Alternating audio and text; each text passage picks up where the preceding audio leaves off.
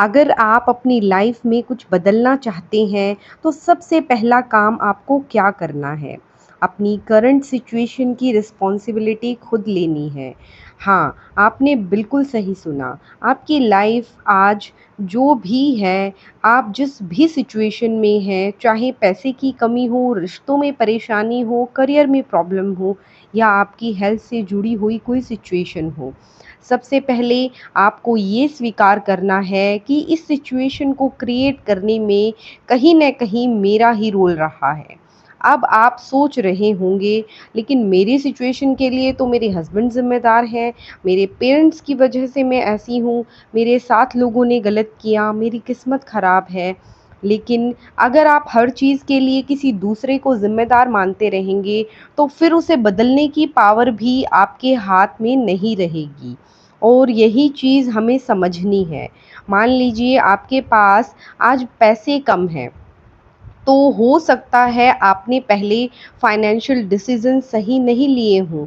हो सकता है आपने मेहनत ही नहीं की हो सकता है आपने अपॉर्च्युनिटीज़ को सीरियसली ही ना लिया हो, या हो सकता है आपके बिलीव्स ही मनी को लेकर नेगेटिव रहे हों। अब अगर आप सिर्फ़ ये कहते रहेंगे, मेरे पास पैसे नहीं हैं क्योंकि मेरी किस्मत ख़राब है, तो क्या इससे आपकी फ़ाइनेंशियल सिचुएशन बदल जाएगी? नहीं। लेकिन जिस दिन आप कहेंगे ठीक है, आज मेरी फ़ाइनेंशियल सिचुएशन जो भी है, जैसी भी है, इसकी रिस्पॉन्सिबिलिटी मैं लेती हूँ, अब इसे बदलना भी मुझे ही है। बस यहीं से आपकी पावर वापस आपके हाथ में आ जाती है। अब यही चीज़ रिलेशनशिप में देखिए, अगर आपका हस्बैंड वाइफ़ के साथ रिश्ता अच्छा नहीं चल रहा, तो हम क्या करते हैं? वो मुझे समझता नहीं, वो हमेशा गलत करता है, वो बदल जाए तो मेरा रिश्ता ठीक हो जाए। लेकिन लॉ ऑफ अट्रैक्शन की टीचिंग आपको पहले ये देखने के लिए कहती है कि इस रिलेशनशिप में मेरा कंट्रीब्यूशन क्या रहा? क्या मेरी थिंकिंग नेगेटिव रही? क्या मैंने बार-बार वही नेगेटिव बातें सोची? क्या मैंने सामने वाले की अच्छाइयों से ज़्यादा उसकी कमियों पर ध्यान दिया?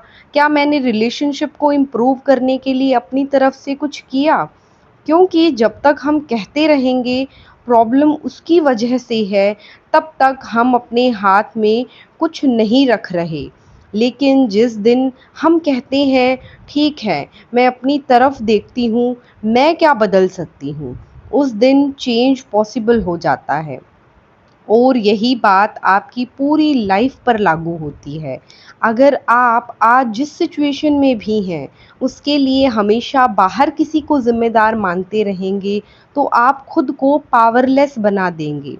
लेकिन अगर आप कहते हैं, हाँ, मेरी करंट रियलिटी में मेरी सोच का भी रोल है, मेरे डिसीज़न्स का भी रोल है, मेरे एक्शंस का भी रोल है, तो फिर आपके पास उसे बदलने की पॉसिबिलिटी भी आ जाती है। और एक बात बहुत ध्यान से समझिए, रिस्पॉन्सिबिलिटी लेना और खुद को ब्लेम करना 2 अलग-अलग चीज़ें हैं। आपको ये नहीं कहना सब मेरी गलती है, मैं ही खराब हूँ। नहीं, आपको सिर्फ़ ये कहना है, जो भी हुआ अब मैं अपनी लाइफ़ की रिस्पॉन्सिबिलिटी लेती हूँ। लेकिन ब्लेम करने से आपको सिर्फ़ एक एक्सक्यूज़ मिलता है, लेकिन रिस्पॉन्सिबिलिटी लेने से आपको पावर मिलती है। अगर वो रिस्पॉन्सिबल है, तो वो बदलेगा, अगर वो रिस्पॉन्सिबल है, तो वो कुछ करेगा। लेकिन अगर आप कहते हैं, मैं रिस्पॉन्सिबल हूँ, तो अब आपके पास कुछ करने के लिए है। आप अपनी सोच बदल सकते हैं, अपनी हैबिट्स को बदल सकते हैं, अपने एक्शंस को बदल सकते हैं, अपने बिलीव्स पर काम कर सकते हैं और धीरे-धीरे अपनी रियलिटी भी बदलने की दिशा में आगे बढ़ सकते हैं। तो अगर आप सच में लॉ ऑफ अट्रैक्शन को अपनी लाइफ में अप्लाई करना चाहते हैं, तो सबसे पहले यूनिवर्स से ये मत पूछिए मेरी लाइफ ऐसी क्यों है, पहले खुद से पूछिए मेरी इस रियलिटी में मेरा कंट्रीब्यूशन क्या है। और फिर एक फ़ैसला लीजिए, मैं दूसरों को ब्लेम करना बंद करती हूँ, मैं अपनी रिस्पॉन्सिबिलिटी लेती हूँ और अब अपनी लाइफ को बदलने के लिए मैं खुद एक्शन लूँगी।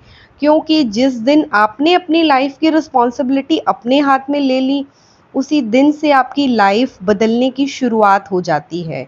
और याद रखिए, ब्लेम आपको विक्टिम बनाता है, रिस्पॉन्सिबिलिटी आपको क्रिएटर बनाती है। अगर आप इस बात को सच में स्वीकार करते हैं तो कमेंट में लिखिए, मेरी ज़िंदगी की ज़िम्मेदारी मेरी है।